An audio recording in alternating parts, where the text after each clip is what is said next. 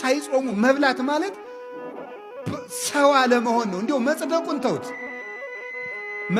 ተውት። መጽደቁን መንግሥተ ሰማያት መግባቱ ጽድቅና ኩነኔ ገሃነምና መንግሥተ ሰማያትን ተውት። አለመጾም ከሰውነት ነው የሚያወጣው። ከሰውነት ያወጣል። አለመጾም እንስሳ ነው የሚያደርገው።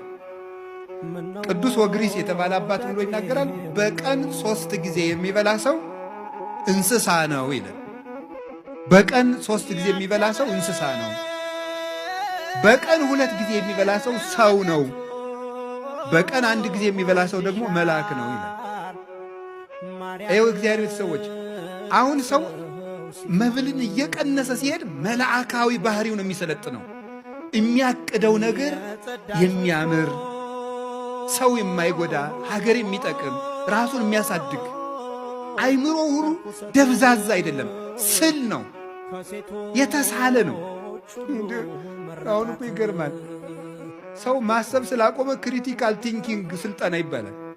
ምኑን ያስበዋል? ሰው 24 ሰዓት እየበላ ሰጥሟል እኮ። እንዴት አድርጎ